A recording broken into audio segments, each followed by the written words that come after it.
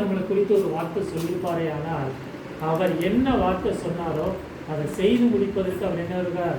போதுமானவராய் இருக்கிறார். அல்லேலூயா. அல்லேலூயா.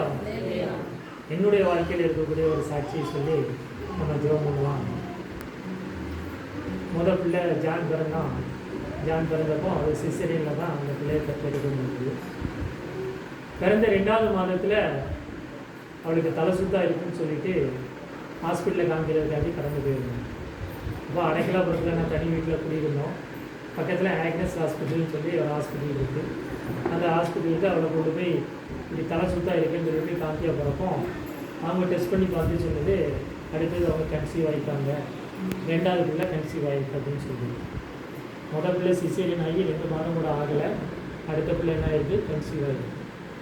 அப்போ என்ன செய்யலாம் அப்படின்னு சொல்லி கேட்டப்போ அந்த டாக்டர் என்ன சொல்லிட்டாங்கன்னா, அவங்க சரீரம் தாங்காது, கர்ப்பப்பையில் இப்போ தான் ஆப்ரேஷன் பண்ணியிருக்கிறதுனால அந்த கர்ப்பப்பையும் வீக்காக இருக்கும். ஒரு பிள்ளையை சுமக்கக்கூடிய அளவுக்கு கர்ப்பப்பையில் என்ன முடியாது, பலம் கிடையாது.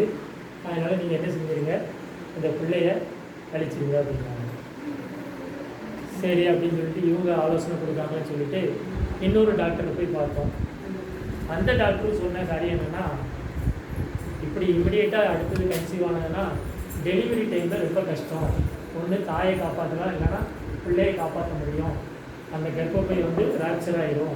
அந்த நேரத்தில் டெலிவரி டைமில் அது வெடிக்கக்கூடிய சூழ்நிலை வந்துடும். அதனால் ரொம்ப ரிஸ்க்கு. அதனால் நீங்கள் என்ன செஞ்சுருங்க, பிள்ளைய நீங்கள் கலைச்சிருங்க அப்படிங்க. இப்போ இந்த சூழ்நிலையில் ஆண்டவரிடத்தில் நான் ஜெபம் பண்ணுறப்ப கேட்டது, கருவை கலைக்கிறதும் ஒன்று தான், கொலை செய்கிறதும் ஒன்று. அப்போ கர்த்தருக்கு விரோதமான இந்த காரியத்தை என்ன செய்ய முடியாது, நம்மளால் துணிகரமாக செய்ய முடியாது அப்படின்னு சொல்லிட்டு இப்போ நான் அவகிட்டையும் கேட்டேன். அவன் என்ன சொல்லிட்டா, என்ன தான் ஆனாலும் பரவாயில்ல, கர்த்தருக்கு விரோதமான காரியத்தை நான் செய்ய முடியாது, நம்ம அதுக்கு உடம்புட முடியாது, ஆண்டோடைய சித்தத்துக்கு ஒப்பு கொடுத்து நம்ம கடந்து போகணும்னு சொல்லிட்டு அந்த காரியத்தை நம்ம ப்ரொசீட் பண்ணுறப்போ காமிச்ச 2 டாக்டரும் முடியாது அப்படின்ட்டாங்க. சரி, அப்போ அடுத்து என்ன செய்யலாம் அப்படின்னு நினைக்கிறப்போ ஒரு நாள் நம்ம ஜிஜி டாக்டரை போய் பார்க்கறதுக்கு முடிஞ்சது.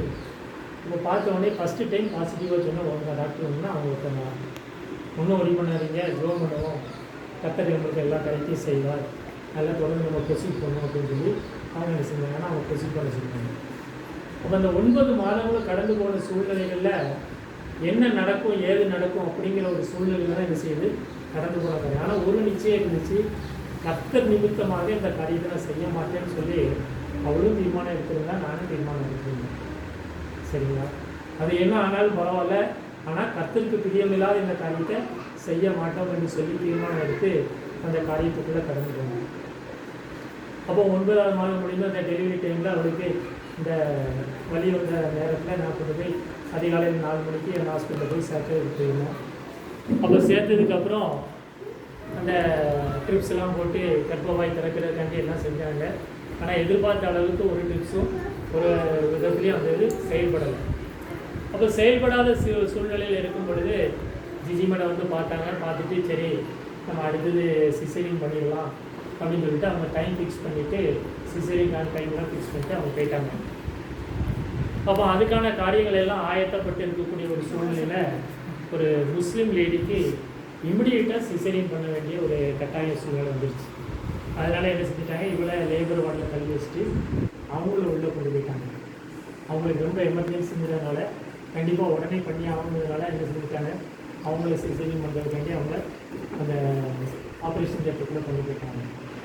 இப்போ கொண்டு போய் அவங்களுக்குலாம் ஆப்ரேஷன் தியேட்டர்லாம் அவங்களுக்குலாம் முடிஞ்சது. இவளுக்கு காலையில் 4 மணிக்கு பணிக்கூடம் முடிஞ்சது, சாயந்தரம் ஒரு 3:30 மணி ஆகிடுச்சு. அது வரைக்கும் லேபர் வார்டில் தான் வச்சுருந்தாங்க. இப்போ 3:30 மணிக்கு அந்த டைமில் இருக்கிறப்போ அந்த லேபர் வார்டுக்கு பின்னாடி ஒரு தென்னந்தோப்பு இருக்குது. அப்போ அந்த தென்னந்தோப்பில் நான் பின்னாடி போய் நின்று என்னையே அறியாது அப்படின்னு அழணும்னு நினைக்கல. ஆனால் ஆண்டவர் என்னை அழ வச்சு ஜோம் பண்ண வச்சார். ஆண்டவர் இப்படிப்பட்ட சூழ்நிலையில் இப்போ தான் முதல்ல சிசேரியன் ஆகி கைப்பிள்ளையாக இருக்குது. இப்போ அடுத்ததும் அவங்களுக்கு சிசேரியன் வச்சுன்னா அந்த உடம்பை தாங்கி இன்னும் 2 கைப்பிள்ளைகளையும் வச்சு வளர்க்கணும்னா அது கூடாத காரியம். ஆண்டவரை நீங்கள் இறக்கம் பார்த்தீங்கன்னா போதும் ஆண்டவரை சொல்லிட்டு நான் அழுது ஜோம் பண்ணிவிட்டு உள்ளே வாரேன்.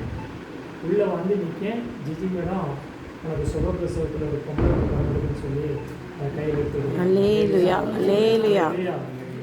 தேவனால் கூடாத காரியங்கிறது ஒன்றுமே கிடையாது. நான் நினச்ச நினைவுகள் கூட சரி என்ன ஆகுமோ, டெலிவரி டைமில் என்னென்ன ஆகுமோ, இவளுக்கு என்ன ஆகுமோ, இல்லைன்னா பிள்ளைக்கு என்ன ஆகுமோ, இல்லைன்னா யாராவது ஒன்றுக்கு ஆகுமோ, ஒன்றுக்கு போயிடுமோ அப்படிங்கிற நினைவுகள் நிறைய நினைவுகள் இருந்துச்சு. ஆனால் கர்த்தருடைய நினைவுகள் அந்த ஜெபம் பண்ணுறப்போ ஆண்டவர் ஒரு வசனம் கொடுத்தாரு. யோவானில் 153 பெரிய மீன்கள் இருந்தும் வலை கிழியவில்லை அப்படின்னு சொல்லி.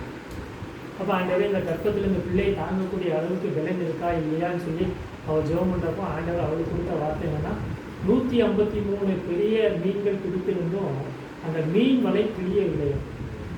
ஒரு ஆஃப்டர் ஒரு மீனுடைய வலையக்கே நான் கரிசனை உள்ள ஒரு தேவனாக இருந்தேன்னா கர்ப்பத்தில் இருக்கிற பிள்ளைக்கு நான் எப்படிப்பட்டவனாக இருப்பேன்னு சொல்லி ஆண்டவர் என்ன செஞ்சார், அப்படிப்பட்ட விதத்தில் செஞ்சார். அப்போ என்னுடைய நினைவுகள் வேறு இருந்தது, அவளுடைய நினைவுகள் வேறு இருந்தது.